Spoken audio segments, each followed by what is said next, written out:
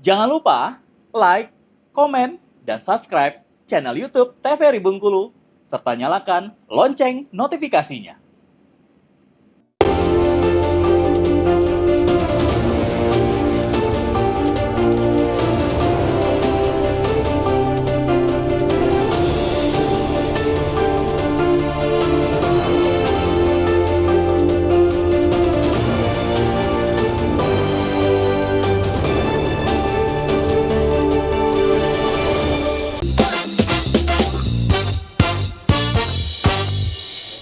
Halo pemirsa, selamat pagi, apa kabar Anda? Senang sekali tentunya jumpa kembali bersama saya Khairul Fahmi. Kali ini di Dokter Kito TVRI Bengkulu tentunya. Dan di pagi hari ini kita akan membahas satu tema mengenai satu penyakit yang akan kita bahas bersama dengan dua orang dokter kita di pagi hari ini, yaitu tentang otitis eksterna ya. Dan yang telah hadir itu ada Dokter Wenti dan juga Dokter Else. Selamat pagi dokter. Pagi. Pagi Wenti. Pagi. Oke, nah kita bakal ngebahas tentang otitis eksterna ya, kalau nggak salah itu radang telinga bagian luar ya. Betul. Oke, nah kalau gitu langsung aja kita bakalan mendengarkan seperti apa penjelasan tentang otitis eksterna ini sendiri. Siapa yang duluan? Aku. Oke, Dokter Elsa, silakan. Langsung ke slide ya. Oke. Jadi hari ini kita akan bahas tentang otitis eksterna. Jadi dari kata-kata otitis, ada tisnya berarti ada peradangan. Peradangan ini bisa disebabkan oleh infeksi. Biasanya sih memang infeksi bakteri. Dan eksterna, jadi kata-kata eksternal kan udah tahu ya, berarti dia bagian luar. Kenapa sih telinga luar? Berarti ada dalamnya, ya ada telinga dalam. Nah, jadi ini kita sebetulnya telinga kita itu mempunyai bagian-bagian ya. Mungkin yang kita lihat sehari-hari atau orang awam lihat itu cuman di daun telinga aja. Sebenarnya kita punya bagian-bagian telinga yang sangat kompleks ya. Karena fungsinya juga sangat kompleks. Bukan hanya untuk pendengaran, tetapi telinga ini juga sebagai pusat keseimbangan. Nah, jadi salah satunya kalau orang-orang yang tidak mempunyai gangguan keseimbangan, misalnya salah satunya vertigo atau BPVV seperti itu ya, itu salah satunya bisa disebabkan karena ada kelainan di telinga bagian dalamnya ya. Kita di sini kan di telinga bagian dalam di sini, jadi ada gangguan di telinga bagian dalam itu bisa menyebabkan gangguan keseimbangan atau salah satunya seperti vertigo seperti itu ya. Nah, ini adalah daun telinga. Jadi kalau untuk telinga bagian luar itu terdiri dari daun telinga, lalu liang telinga, yang membatasinya adalah membran timpani. Membran timpani itu biasanya kita sebut dengan gendang telinga. Itu adalah bagian dari telinga luar. Ada lagi nih telinga bagian tengah seperti itu ya, middle ear. Middle ear itu yang di sini. Membran timpani itu adalah termasuk di bagian telinga bagian tengah. Nah, seterusnya adalah telinga bagian dalam. Telinga bagian dalam mulai dari kanalis semisirkularis, rumah siput, dan bagian dalamnya. Nah, khusus hari ini kita akan membahas tentang telinga bagian luar. Banyak sebenarnya kelainan-kelainan pada telinga bagian luar ini. Bisa karena kelainan bawaan.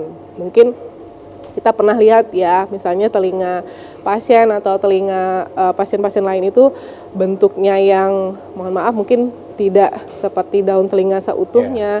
Tetapi biasanya kalau yang hanya anatomi bagian telinga luarnya aja, yang kalau kita bilang sih aksesorisnya yang mengalami kelainan, itu biasanya tidak akan mengganggu fungsi dari telinga atau fungsi pendengarannya. Hanya sebatas kelainan bawaan di telinga, liang telinganya, daun telinganya seperti itu ya. Ada karena infeksi. Nah, infeksi itulah salah satunya adalah otitis eksterna ini. Ada karena trauma, itu kelainan di bagian-bagian telinga luar seperti itu ya. Nah, ini ya anatomi telinga luar. Kita tahu kalau di telinga itu sebetulnya ada bagiannya lagi. Ada helix. Helix itu yang lengkungan pada telinga ya. Ada spina, terus ada tragus. Tragus itu yang kalau kita bisa tekan-tekan itu, yang kecil itu seperti itu ya. Ada konka dan sebagainya. Nah, sebenarnya ini dibuat seperti ini sama Yang Maha Kuasa, ada fungsi-fungsi tertentunya seperti itu ya. Kenapa dibuat lengkungan? Supaya tidak, kalau ada sesuatu dari luar masuk, dia ada hambatan untuk menuju ke bagian liang telinga seperti itu. Dan ini ya berbentuk huruf S, sepertiga luarnya itu rangka tulang rawan. Makanya kalau biasanya yang perempuan memasang anting itu biasanya yang mengenai bagian yang daging yang lunak itu seperti itu ya. 2/3 dalam rangka tulang, panjangnya kurang lebih 2,5 sampai 3 cm. Ini untuk anatomi bagian telinga luar ya. Ini tadi ya. Dan sepertiga luarnya itu ada yang namanya kelenjar serumen dan ada rambut, ada kulit. Nah, rambut di kulit juga di bagian sepertiga luar itu juga banyak fungsinya. Fungsinya sama seperti rambut hidung. Jadi apapun yang masuk ke dalam lubang telinga itu nanti biasanya akan dihambat dulu dengan rambut-rambut ini ya. Makanya semuanya itu akan berfungsi. 2/3 dalam ada kelenjar serumen juga, tetapi mungkin lebih sedikit dibandingkan sepertiga luarnya. Ada kulitnya dan tipis, tapi 2/3 dalam itu sangat tipis dan resiko traumanya itu lebih besar dibandingkan sepertiga bagian luar ya. Makanya sebetulnya dan salah satu resiko otitis eksterna itu terjadi adalah kebiasaan mengkorek-korek telinga dengan cotton bud atau dengan benda lain. Ada yang dengan lidi atau bahkan dengan tangan. Tapi dengan kondisi kukunya yang panjang, menimbulkan luka lecet. Makanya biasanya yang sering terkena adalah di bagian liang telinga ini. Jadi mungkin nanti di pemeriksaan ya, kalau di pemeriksaan nanti ada disinggung oleh Dokter Wenti nanti ya, yang akan terlihat merah, meradang, itu biasanya di bagian liang telinga sini. Ya, kalau otitis eksterna. Nah, ini ya. Ada 2 jenis otitis eksterna sebenarnya. Jadi atau OE ya, kita biasanya menyebutnya sehari-hari adalah OE. OE itu ada 2. Ada otitis eksterna circumscripta, ada otitis eksterna diffusa seperti itu. Mana yang lebih berbahaya, Dok? Dua-duanya sih bisa terjadi berbahaya.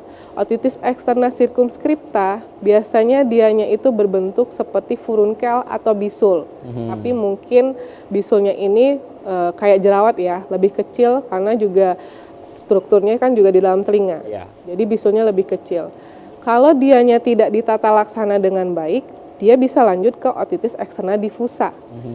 Maksudnya otitis eksterna diffusa ini dia peradangannya infeksinya itu lebih luas atau lebih lebar seperti itu ya. Dan jadi nggak ada yang sebenarnya lebih ringan lebih berat. Tapi kalau memang bisul kan dia masih masih terlokalisir seperti itu ya. Tapi bisa pecah seperti itu. Nah, makanya biasanya orang-orang yang datang selain karena nyeri telinganya biasanya keluar cairan. Cairan itu ialah furunkel atau bisul ini yang pecah. Seperti itu ya. Makanya biasanya orang bilangnya ini anak saya atau ibu saya congekan, Dok. Betul. Ya. Itu adalah cairan yang keluar adalah bisul atau sekret-sekret lendir yang disertai dengan nanah. Makanya baunya mungkin agak nggak sedap seperti itu. Itu sebenarnya nanah yang keluar akibat pecah dari furunkel itu sendiri. Oke, dokter, sebelum dilanjutkan kita mau jeda iklan dulu ya. Baik, nah pemirsa Dokter Kito TVRI Bengkulu, kita akan jeda iklan dulu tentunya. Nanti kita akan lanjutkan penjelasan tentang otitis eksterna ini seperti apa. Tetap bersama kami di Dokter Kito TVRI Bengkulu, bersama kita sehat.